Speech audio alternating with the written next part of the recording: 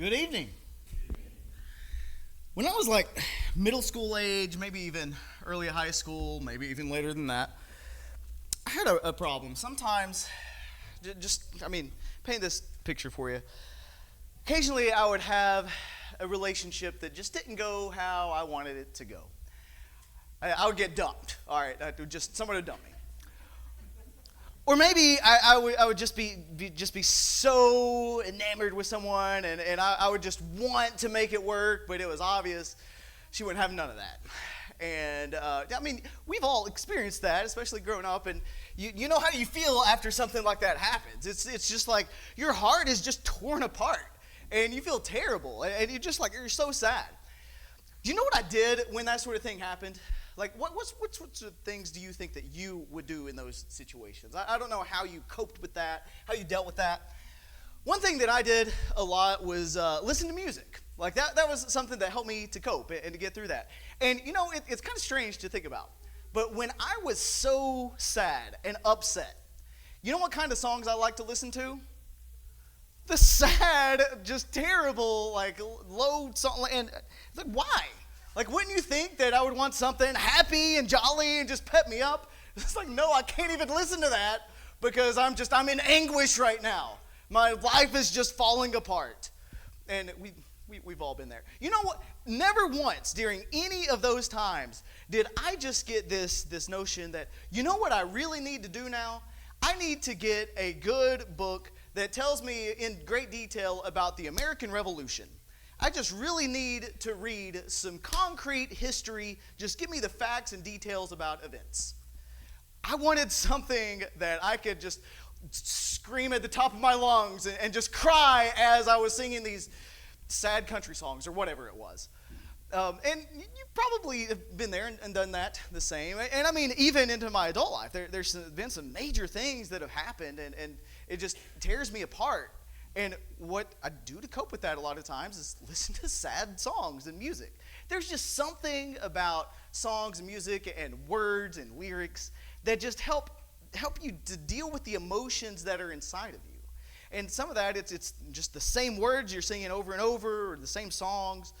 But it helps you to cope with things in a way that reading a history book just won't do for you. Did you know that the Old Testament, half of the Old Testament is poetry? I'm not exaggerating. Half of the Old Testament is poetry. Now, and Hebrew poetry. So keep in mind, when we say Hebrew poetry, they don't rhyme. And they didn't really do that in Hebrew, definitely wouldn't do that in English. But when we read those sorts of things, what we're actually reading is they're people who are expressing these deep emotions in some very real ways. And it's especially, we're going to look at some of the Psalms next month, Lord willing. And David did that a lot. And a lot of people did that. And they expressed how they felt with Psalms. Tonight is the fourth Sunday evening. And as is my custom, I like to look at what we're reading this month in our Bible in a year plan. We're coming up on Job, actually this coming week. We haven't got there quite yet. So if you're following along with that, you're about to start reading the book of Job. And I will tell you, a lot of us are very, very familiar with Job chapters 1 and 2 and chapter 42. Because you know what those have in common with each other? They're written narrative style. Like, here's the story. Here is an event, here's what happened, and here's what happened next.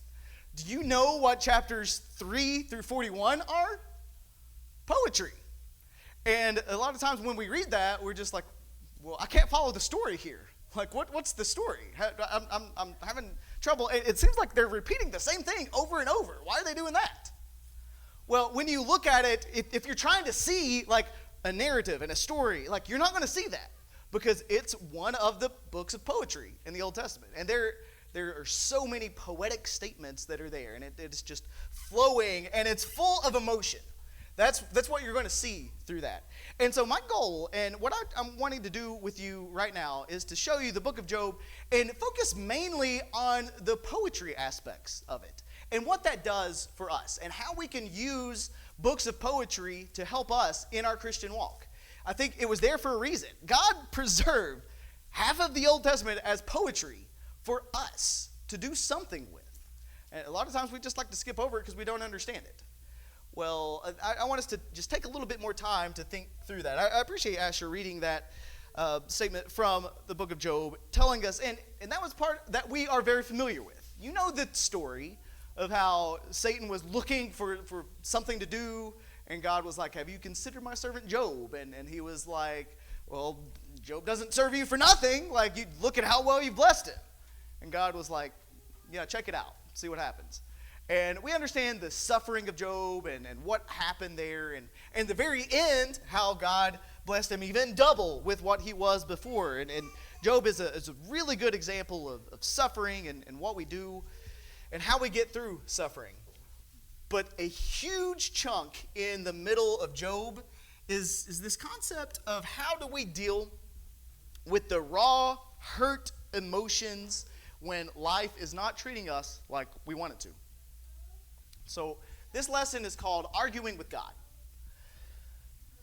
How much can we argue with God? Like, ultimately, we know, well, there's no argument with God. Because God, he knows it all. I know nothing compared to him. I have no leg to stand on. So when it comes from that aspect, no, we can't argue with God.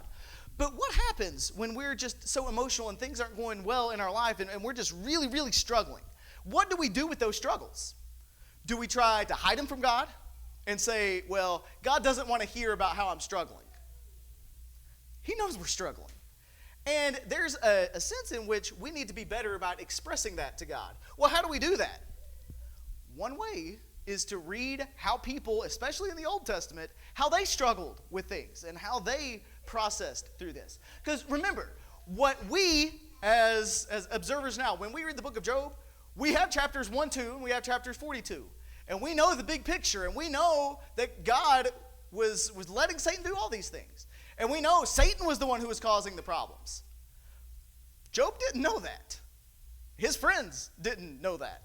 And so what we're reading in the middle section there is just what is happening in life and how do we deal with things when we don't know why they're happening. Have you ever asked the question, why? Like, why is this happening? And especially, why is this happening to me? And why did God allow this to happen? I think we all have. But we're going to see here in Job that there's ways to deal with this and there's ways to think through it. And so I want to focus more on the poetic parts of the book and see how this works out. So I'm going to start in Job chapter 3, actually. In Job 3, we have Job's lament. And lament is just you're expressing hurt, you're expressing all of these emotions. And I want to read a couple of excerpts from this. So in verses 3 through 6, let's look at this. Well, in verse 2, Job said, "Let the day perish on which I was to be born, and the night which said, a boy is conceived. May that day be darkness. Let not God above care for it, nor light shine on it. Let darkness and black gloom claim it. Let a cloud settle on it. Let the blackness of the day terrify it. As for that night, let darkness seize it. Let it not rejoice among the days of the year. Let it not come into the number of the months." Do you see what Job was saying there? He uses the word darkness a lot in that. And he expresses that in a lot of similar ways, but there's some differences there too. And he is just opening himself up, and he is just wrestling with this emotion, feeling darkness. Now, we might look at that and say, Job, you could have saved yourself a lot of words just by saying, I wish I was never born. That's essentially what Job is saying. But the way he's expressing that is a little deeper. And I think it hits a little bit different. And it makes us just to really see and feel how Job is feeling in that moment. Like, he is really struggling with this. He's like, I am suffering so much right now. I don't understand why I'm suffering. And it would have been better if I was just never here.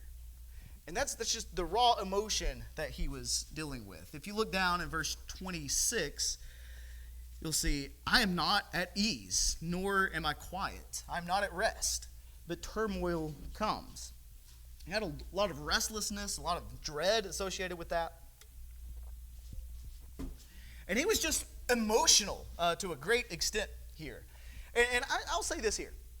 The Bible does leave a lot of room for us to be emotionally honest with how we're feeling and even expressing those feelings to God. You see that a lot, like in these poetic books. It's okay to bring our pain before God because, number one, He already knows that we have the pain. He already knows that we're suffering. He already knows that we're going through that. And remember what we said before.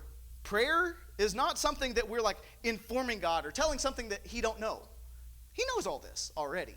Really, this is for us to realize, this pain that I'm experiencing, whatever I'm going through, God already knows that that's happening, but He wants me to tell Him those things too. It's okay to be emotionally honest and bring that before God. And Job is just sharing that out loud with God. But do you know who else is hearing this? You know his three friends are there, right? And they're there. And remember that they've been sitting there for like a whole week without saying anything. Job opens his mouth and expresses his feelings here, his thoughts. And then at this point, his friends start to respond. And you remember some of what they said, probably. Look at the friends. You have Eliphaz, Bildad, and Zophar. And the way that most of Job is arranged, you have this long poetic speech by Eliphaz. You have Job responds to that. Then you have a long response from Bildad. Then Job responds to that. Then you have one from Zophar. And then Job responds to that. And you have that whole thing happening 3 times. The last time, Zophar doesn't say anything. I guess he ran out of things to say. So that one's cut short. But you have this back and forth between Job's friends and Job himself. So I do want to read some of this. Look at Eliphaz, what he said in chapter 4, verses 7 through 9. Remember now, who ever perished being innocent? Or where were the upright destroyed? According to what I have seen, those who plow iniquity and those who sow trouble harvest it. By the breath of God they perish, and by the blast of His anger they come to an end. Look at what Bildad has to say over in chapter 8, verses 3 through 6. So this is another friend. He says, does God pervert justice, or does the Almighty pervert what is right? If your sons sinned against Him, then He delivered them into the power of their transgression. If you would seek God and implore the compassion of the Almighty, if you are pure and upright, surely now He would rouse Himself for you and restore your righteous estate. Do you hear what Bildad's saying there? He said, Job, if you were actually righteous and you actually did what was right, God would be standing up for you. God wouldn't let you suffer like that if you were actually doing the right thing. And your sons that died, they must have done something pretty terrible to deserve it, because there's no way that God would let that happen if they were actually righteous. And look at Zophar in chapter 11, verses 13 through 20. Let's read this whole section. If you would direct your heart right and spread out your hand to Him, if iniquity is in your hand, put it far away. Do not let wickedness dwell in your tents. Then indeed you could lift up your face without moral defect, and you would be steadfast and not fear. For you would forget your trouble. As waters that have passed by, you would remember it. Your life would be brighter than noonday. Darkness would be like the morning. Then you would trust, because there is hope, and you would look around and rest securely. You would lie down, and none would disturb you, and many would entreat your favor. But the eyes of the wicked will fail, and there will be no escape for them, and their hope is to breathe their last. Do you see a common theme in what his 3 friends were telling him? A lot of them were saying kind of the same thing in different ways. And they were very confident in what they were saying too. That any suffering that you are experiencing is because of some sin that you've committed. If you are suffering, that means you have sinned. Is it true that when we sin, we can bring suffering on ourselves? Absolutely. Like, we see that. You reap what you sow, that sort of thing.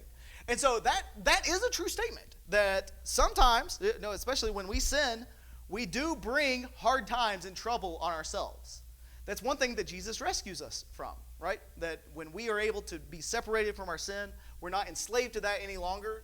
We don't have to deal with those consequences of those sins. But is it true all the time that any suffering we experience is because of our sin? I don't think we could say that that's true. So even though the basic premise of what these guys were saying is kind of accurate, you know, when you sin, you experience all kinds of terrible things, and when you turn to the Lord, that gets better. They missed the mark on what was actually going on with Job. They didn't really understand what was going on, and ultimately they didn't really have compassion with how they were addressing Job. And you'll see as the book goes on, they get even more strong in the statements that they make and the things that they say to Job.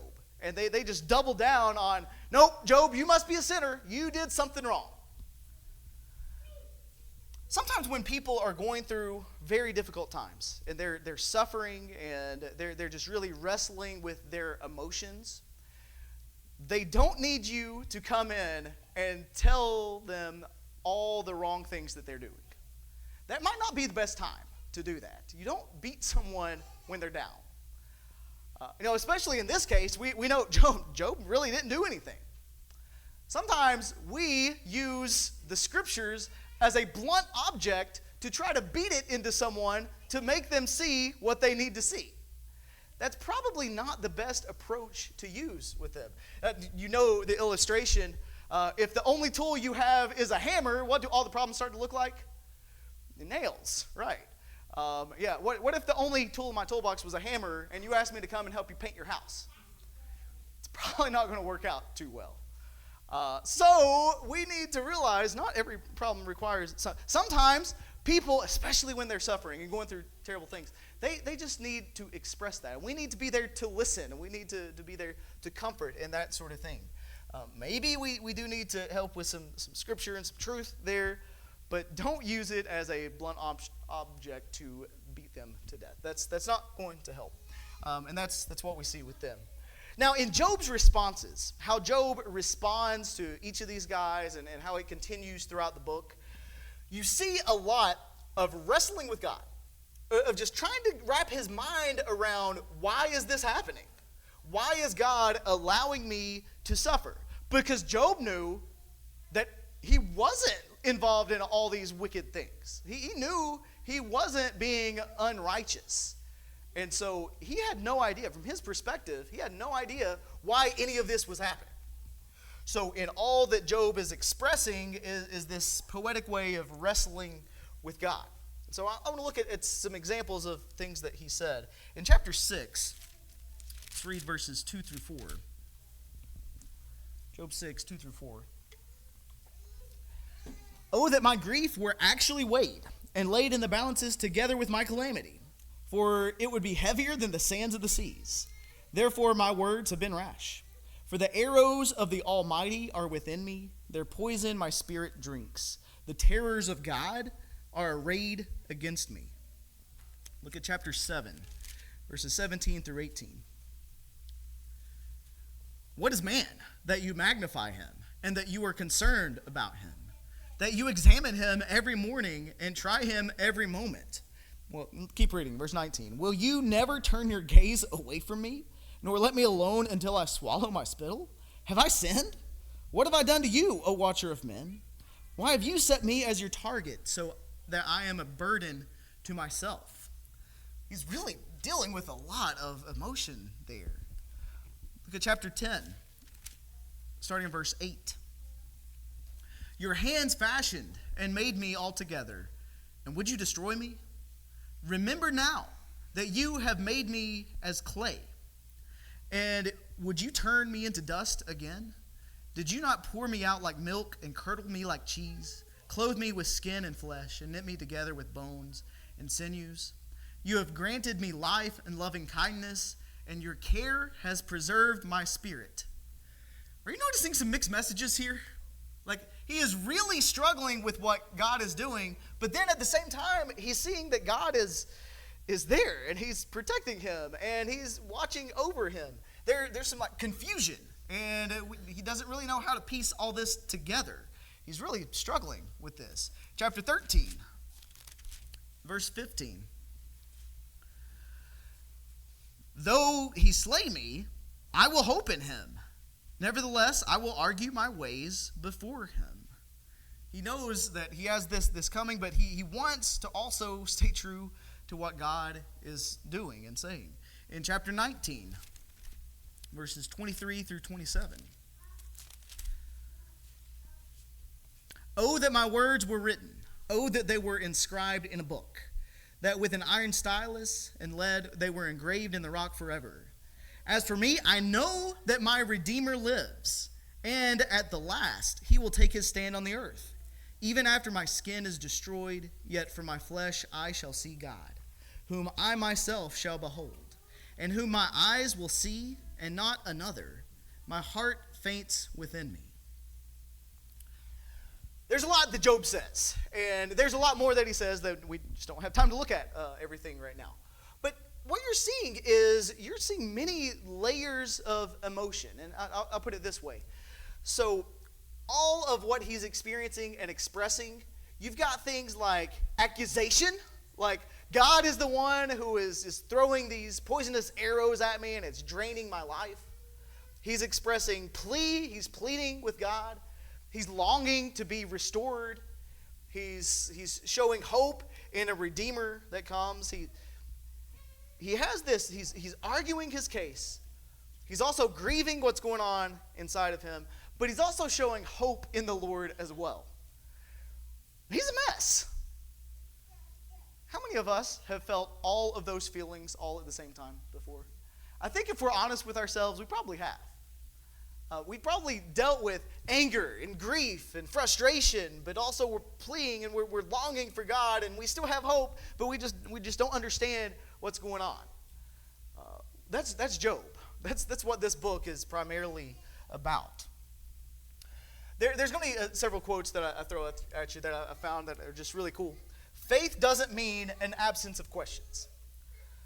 When we have faith, we're not going to have everything figured out. Even now. Do we have everything figured out? Do we know the answer to every single question that could be asked? Like, y'all could fill up that suggestion box with questions that there's no way I could answer, that anyone could answer. But even then, faith is putting our trust in God. We're still going to have questions. We're still going to wrestle with things. And Job shows this in a lot of ways. He shows us what faith looks like when it's in agony, when it's suffering, when everything is just going so wrong, when his life is literally in shambles, when he's sitting there just trying to scrape his skin with broken pottery. Like that was the relief that he was getting. And his soul was obviously in great turmoil. Now after Job speaks, and after we have this interaction between his friends and himself, we have a guy that we hadn't seen before in the book just sort of pop in out of nowhere. In chapter 32 through 37, we have this guy. His name is Elihu. And really the only thing we know about him is he is much younger than the rest of the guys. How do you feel when you have people who are probably older and wiser that have been like arguing this problem, discussing something, and then this young guy steps up and says, well, I can fix your problem? Do you think that he's probably got something good to say? Probably not. Now, he does say some good things, and he's trying to get their mind focused on the Lord. He still doesn't really fully get this and understand. He had very enthusiastic words, but little substance to them. Not really a lot of true wisdom. Let's look at a little bit of that. Chapter 33, verses 8 through 13. Let's read that section together. So he calls Job out a little bit on what he had said. Surely you have spoken in my hearing, and I have heard the sound of your words. And then he quotes what Job had said earlier. I am pure, without transgression. I am innocent, and there is no guilt in me. Behold, he invents pretext against me. He counts me as his enemy. He puts my feet in the stocks. He watches all of my paths. And then he responds and says, behold, let me tell you, you are not right in this, for God is greater than man. Why do you complain against him that he does not give an account of all his doings? And so this guy, Elihu, is using some of Job's words and saying, look, God is much greater than this. That's a true statement. But still, he's not quite understanding the full scope of things. In chapter 36, in verse 26, this is sort of helpful. He says, behold, God is exalted, and we do not know him. The number of his years is unsearchable. That was actually a pretty good statement. And starting to get our minds on the right path. And I think what's happening here is Elihu is the buffer between these arguments between Job and his friends, and then when God actually returns and he speaks to them. And Elihu is sort of preparing us for what God is going to say. Now, this guy was very young. He was angry. He was wordy. He said a lot without saying very much. But he does set the stage for God's response. And so he gets us prepared for that. So when you're reading through this, understand that that's sort of what's going on here. But then God responds. And you know what's interesting to me? One of the greatest things about this book for me is to see God responds with poetry. Just wrap your mind around that. God has his own poem that he is expressing to them, and to Job especially.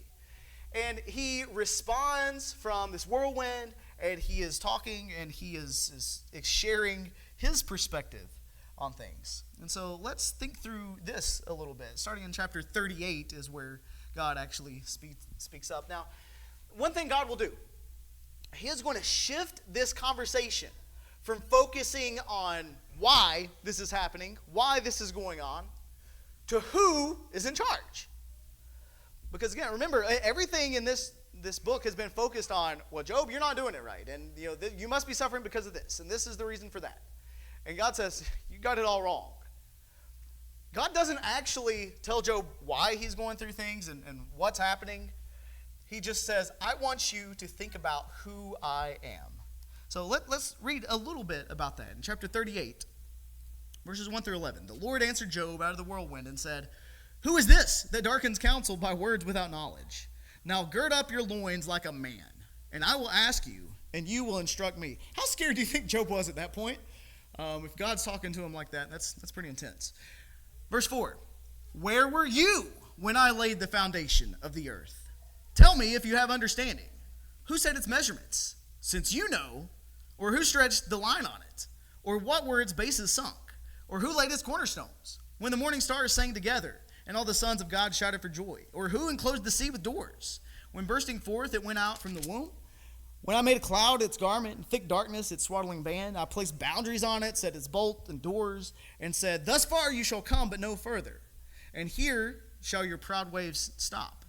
Verse 19, where is the way of the dwelling of light? And darkness, where is its place? That you may take it to its territory, that you may discern the paths to its home. You know, for you were born then, and the number of your days is great. Did you know God can be very sarcastic? There was a lot of sarcasm in how he was responding to Job here. He was like, okay, Job, you're saying you know all this stuff. Where were you when I created the world? What were you doing? 6 or 7 years ago, I was studying this passage with my kids, and they would keep coming back, and they would keep asking me questions, and I had no idea what the answer was.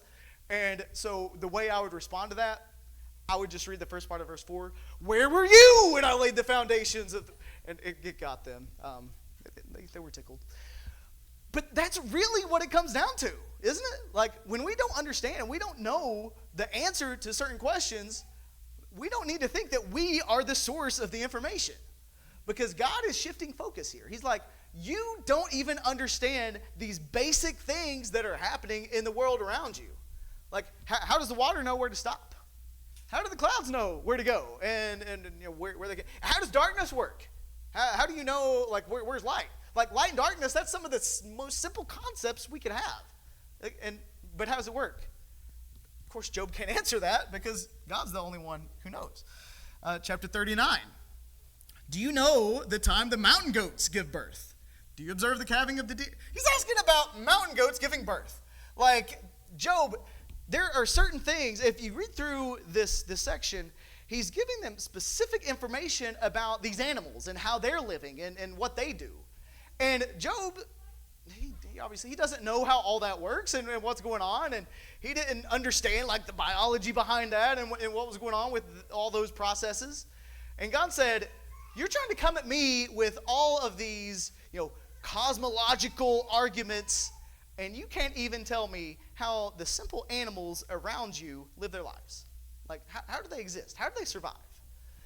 And that simple thing, it gets Job back on track. Chapter 40, starting in verse 15. Behold now, Behemoth, which I made as well as you. He eats grass like an ox. Behold now, his strength is in his loins, the power and the muscles of his belly. He bends his tail like a cedar. Sinews of his thighs are knit together. His bones are tubes of bronze. His limbs are like bars of iron. He is the first of the ways of God. Let his maker bring near his sword. Surely the mountains bring him food there. The beasts play in the field there under the lotus and all these things. Look at verse 24. Can anyone capture him when he is on watch? With barbs can anyone pierce his nose? Then he starts in chapter 41 talking about Leviathan. Can you draw out Leviathan with a fish hook or press him down his tongue with a cord? Can you cut a rope in his nose or pierce his jaw with a hook? And he goes on to describe this. He's like, and now there are major questions about what is God talking about there, for one. Behemoth, Leviathan, were they mythical creatures? Were they dinosaurs? Were they just a poetic way to describe some animal that was there? Basically, Job, you don't know nothing about nothing. And I think that's what God is getting at here. It's like there are so many things that are beyond your understanding, beyond your control, and you need to realize who I am as God. I'm the one who created everything. I hold everything in my hands. You don't really understand this. And so here's some things I want us to think about and process with this. He never once answers Job directly. He never tells Job, that was Satan trying to get at you. I knew you would be faithful all along. He didn't say that. We get the benefit of hearing that, but he didn't. And he just basically provides a different perspective. He says, you were so focused in your suffering on yourself. And you were so drawn into what was going on with you that you didn't see the bigger picture. That happens with us all the time. And if we think there's anybody who has ever lived, who's went through suffering, Job went through some suffering. He went through some major stuff. The stuff that you read about that he went through, it was very intense. But I think that this helps us to learn this lesson. When we suffer, a lot of times what we really need is more awe, more than answers. Because sometimes we do want to know why certain things are happening or what's going on here. A lot of times we're not going to be able to understand why. We really won't. Maybe later, looking back, it's like, okay, I could see why that happened. Maybe not. Sometimes we don't. Sometimes we never understand why something happens. But what we can understand is how great God is. And I think that's what we're supposed to be seeing here. That the more that we struggle with things in our life, the more that we're focused on what's going on, and the more that we suffer, the more we need to call out to God and realize how great he is. And the wonders of creation. And some of this poetic language can really help. You can really think about how big God is. Because I found this quote as well. He is bigger than our pain and deeper than our understanding. No matter what's going on, no matter the pain that we're suffering, we don't have the capacity to understand things as God understands and to see them fully as God sees them. But we know we can trust in the Lord to understand that He's got it under control. He knows so much more than we do. So in a book like Job, where you see so much about suffering and going through terrible things, what you see here at the end is the power of God. And just the capacity and just the ability to see God as being greater than anything that we could ever imagine. And that helps us, I think. I hope we can use this. I hope there's some stuff here that's helpful to us, because I think there's power in poetry. And maybe these are books of the Bible, Job, maybe even Psalms and some of the other wisdom literature. Maybe that's somewhere that you haven't spent a lot of time. Now, I'll be honest with you. I need to spend more time. I need to spend a lot more time in these books, reflecting on this. One of my big weaknesses is I like getting the information. I'm just like, okay, get to the point. I want to see it. What is the answer to this question? And I want to read it, and I just want to get it, and I want to just move forward. Poetry, you got to slow down. I'm not good at slowing down. But like we need to do that. We need to slow down. We need to just really think about it and just really think about how the words are expressed and how all this flows and how this describes something and how it does incite an emotional response. It's okay to have an emotional response to the Lord. It really is. I think we see that a lot through all these books of poetry, and it helps us to come to grips with that. Poetry really, it doesn't fix suffering, but it helps us to really feel it and to face it. Because we understand, no matter what we're suffering and what we're going through, someone else has went through that before. Someone else has probably went through a lot worse, like Job.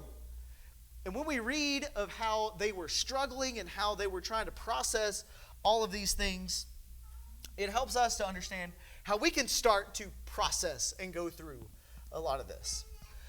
Job leads us through lament, how we express that to God. There was a lot of confusion. He didn't know what was going on. There was even some debate there. But that led ultimately for God to reveal himself to him, so he had a sense of wonder and worship. You see in chapter 42, Job, after God answers him, he falls down and says, I'm just a man. I had no idea, and I repent. And so he turns back to God there in that moment because of what God has shown him. I like this quote as well. Poetry is how our spirit talks when life doesn't make sense. Life doesn't make sense a lot of times. You probably get that all the time. And I feel that way a lot as well. There's a lot of times that it doesn't make sense of why things are happening, what's going on. Is this going to be okay, and all of those things. But really, what we need to do with those emotions and those thoughts, we need to take them to God. We need to share that with the Lord. And sometimes we feel a little awkward expressing that. There is a difference. And I'm going to get back to this overall theme, the title of this lesson, Arguing with God. Because sometimes we think that there's nothing that we can we can't really argue with God. We can't show how we really feel on the inside. If we can't show him, who are we going to show? God can take it. Now, there's one caveat here. I'll say we should not accuse God. We should never say, God, this is all your fault. I hate you. That's not how we interact with the Lord. But we understand God does want us to be honest with him. He wants us to open up to him, share emotionally with him, and do all of that. And I think we need more of that. We need to open ourselves up to the Lord so we can express that and so we can have that close relationship. Because we need to realize God is there even in your suffering. I want to read one more verse and I'll end on this. In Job 42, verse 5, this is what Job responds. He said, I have heard of you by the hearing of the ear, but now my eye sees you. Job knew a lot about God before. And Job obviously was a very righteous person. The Bible tells us that in the first chapter of Job, how righteous he was and all the great things that he did. But still, even then, even though he was righteous, he had some room to grow. And he had this relationship with God that could have been so much deeper. And all this pain and suffering and anguish that he went through, yeah, it was terrible. I don't know that any of us would want to go through that. But what that did for him is that opened him up to a relationship with God that was so much deeper than he ever had before. And that's what suffering can do. Now, maybe there's something in your life that you've just really been wrestling with, that you've been struggling with, and you've been afraid of expressing that to God, of sharing that with him. Listen, he wants to hear it. And when we open up and we share our lives with God, and we realize how great God is, and we share, and don't forget those things about seeing the wonder and amazement of God and understanding that we have hope in him. Job never lost sight of that. You remember? He was looking for a redeemer, someone who would bring him back to life and those sorts of things. We understand we have a redeemer. And we understand in a very poetic way that God is in control. And so I hope that anytime we read books of poetry or any part of the Bible, that we get a greater sense of awe and wonder of who God is and why we need a relationship with him. Now, if there's anything you guys need to do right now, maybe you're realizing our relationship with God isn't where it needs to be. Well, we want to help you with that. If you need to become a Christian initially, we're ready to assist you in obeying him, to be baptized to wash away your sins. If you are a Christian and you know that your relationship isn't what it needs to be, I invite you, pray. Just pray where you are. You can pray. You can ask God to help you with that. If it's something that you need to confess in front of the group, or you need the prayers of the group, we're here for you as well. And we want to help you work through that. And we don't want to leave this building unless we know we are right with the Lord. So if there's anything we can do to assist you in that, please come forward as we stand and sing.